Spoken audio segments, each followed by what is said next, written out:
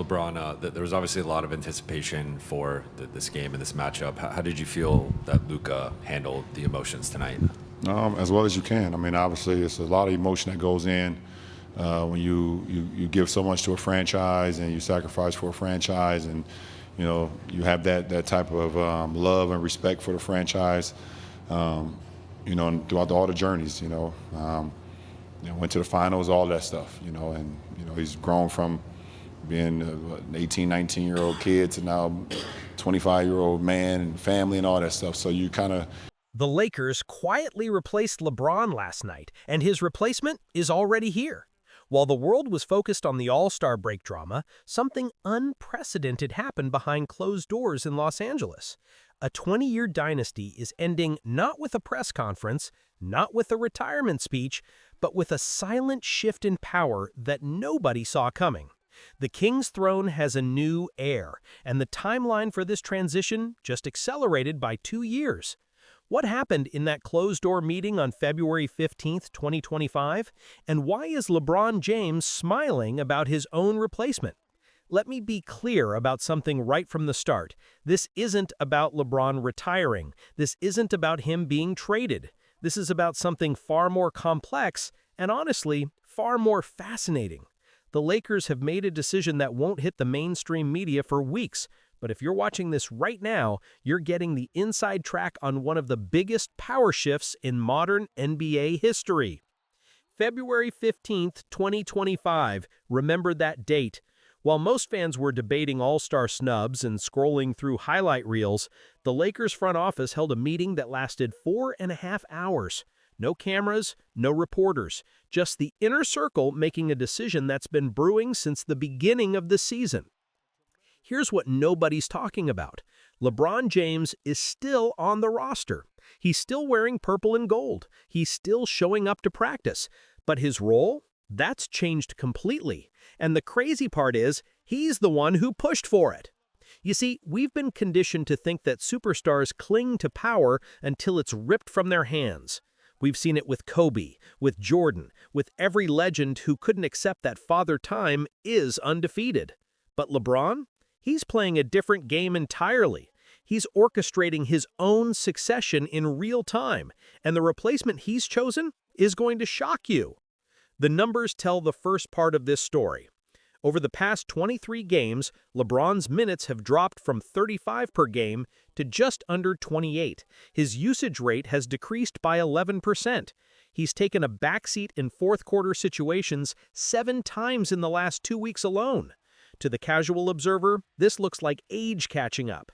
To anyone paying attention, this is strategic repositioning. But here's where it gets interesting.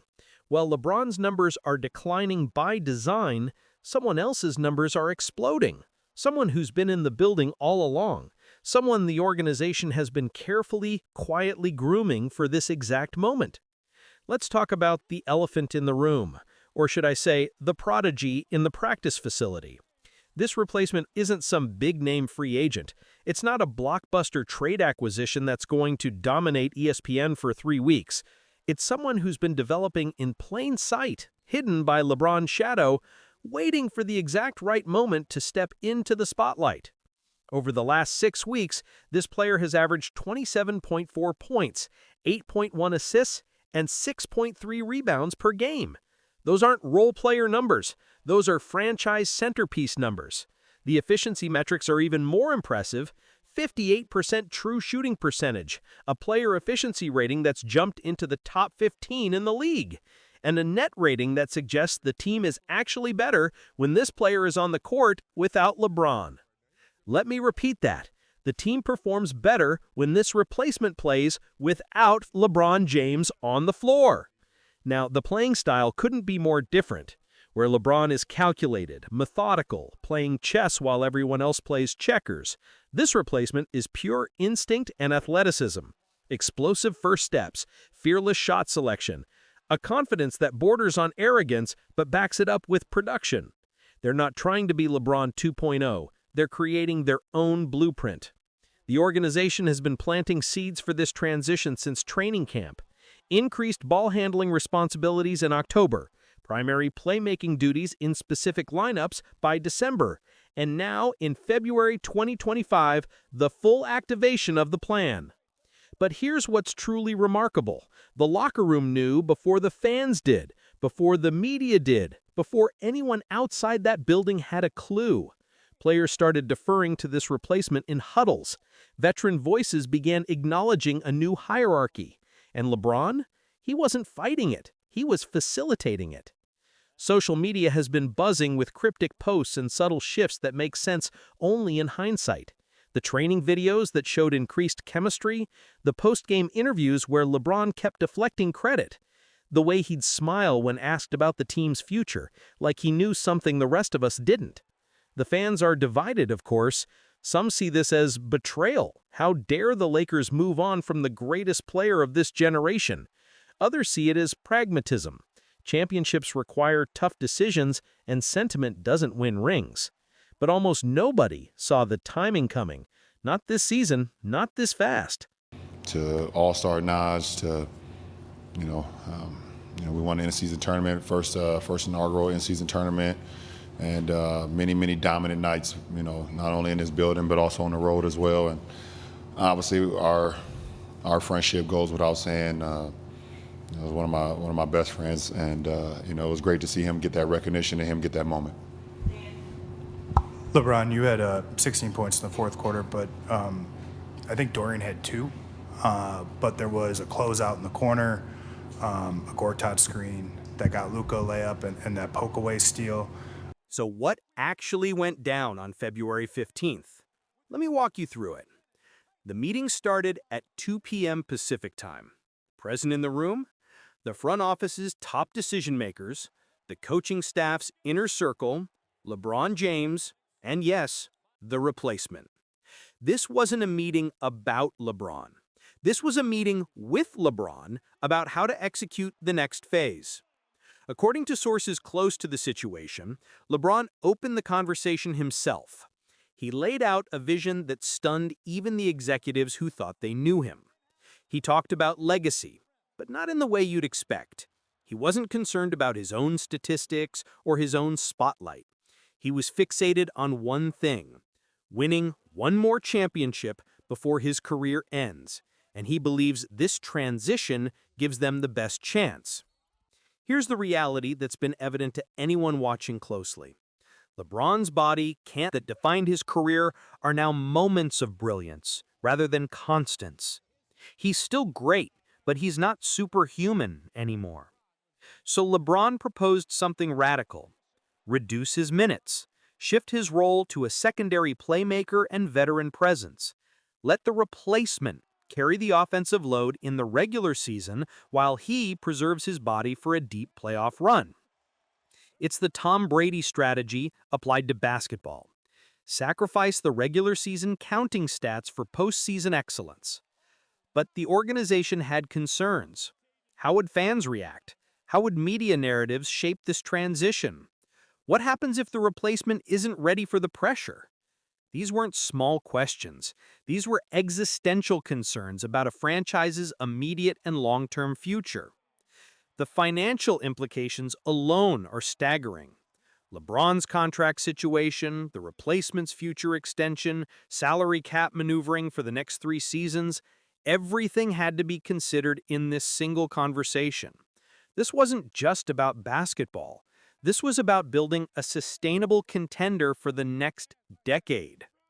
And here's the part that's not being reported anywhere yet. The replacement didn't just accept this role.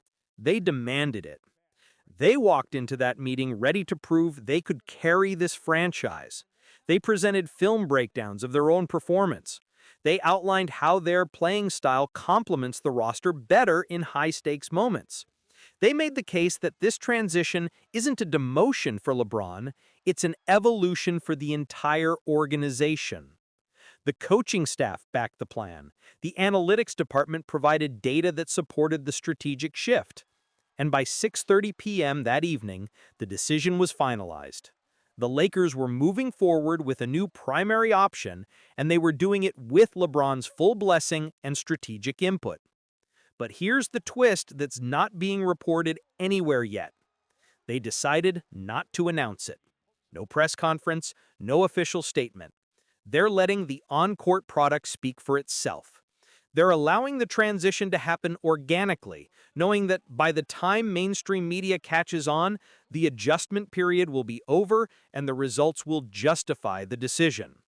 And before you click away thinking you know where this is headed, let me tell you something. The replacement's identity is going to challenge everything you think you know about this organization's direction. Stay with me, because the next chapter reveals how LeBron is protecting his legacy while simultaneously dismantling it. Let's talk about the genius of LeBron's public strategy over the past month. Every post-game interview has been a masterclass in narrative control. When asked about his reduced minutes, he talks about trusting the young guys. When questioned about fourth-quarter benching, he praises the coaching staff's tactical adjustments. When reporters probe about his future, he deflects with jokes and generic platitudes about taking it one game at a time. But watch his body language. Listen to the specific words he chooses. LeBron isn't a man being phased out. He's a man executing a plan. On February 8, 2025, LeBron posted on social media, "The best leaders know when to lead from the front and when to push from behind. Growth requires sacrifice." At the time, it seemed like generic motivational content. Now, it reads like a mission statement for this entire transition. Here's what LeBron understands that most aging superstars don't. Legacy isn't just about what you accomplish, it's about how you leave the game. Jordan left twice, returned with mixed results, and his final season in Washington is a footnote people barely remember. Kobe went out on his own terms, but left the Lakers in shambles for years. LeBron is attempting something different. He's trying to win while transitioning, to preserve his greatness while building his successor. The mentor role isn't a consolation prize for LeBron, it's a strategic position. He's in the replacement's ear during every timeout. He's breaking down film with them after every game. He's teaching not just basketball IQ, but media management, business acumen, and how to handle the pressure of carrying a franchise. He's building his legacy through their success. But don't mistake this for pure altruism. LeBron has always been a calculated businessman. If the replacement succeeds and wins a championship with LeBron playing a key supporting role, that title counts towards his legacy. If they fail, LeBron can point to reduced minutes and shifted responsibilities as explanations. It's a win-win scenario for his historical narrative. But the emotional component is real. You can see it in quiet moments during games. The way LeBron watches from the bench with a mixture of pride and melancholy.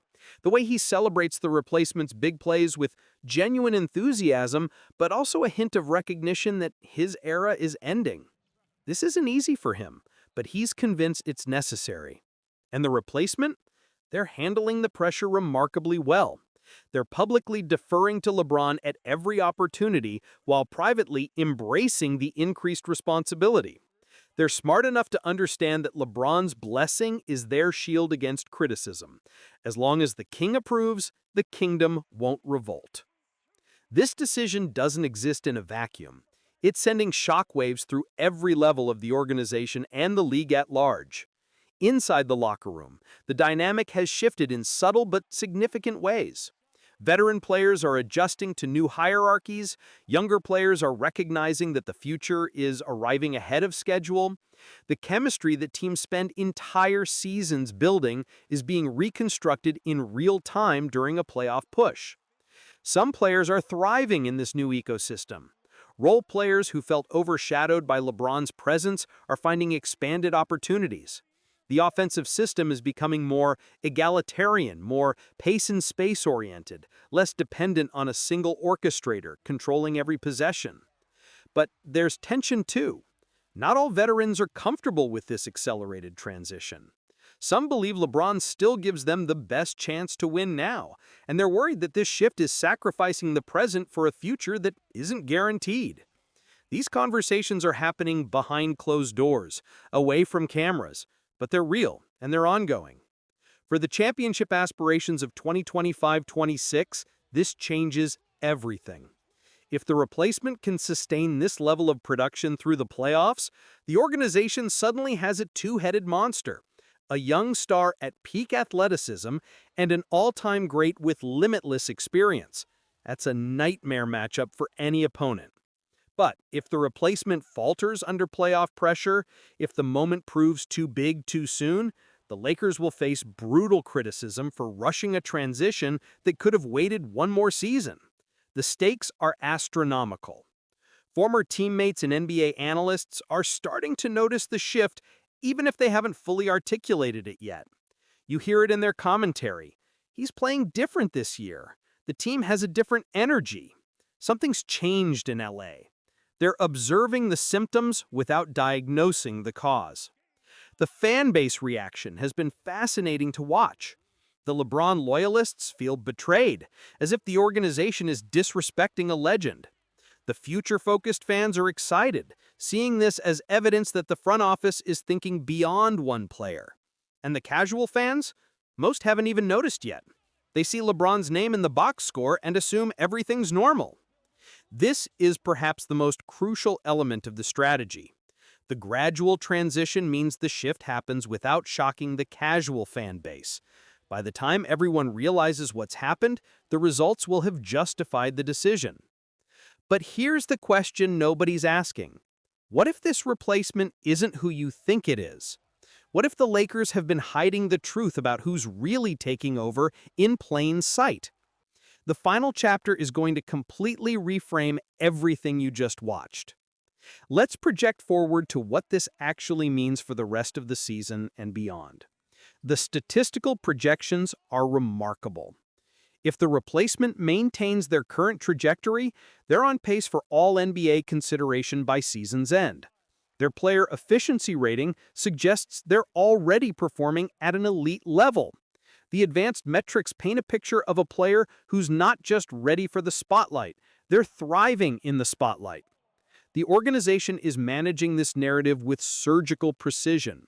They're controlling information flow, carefully leaking certain details while keeping others completely locked down.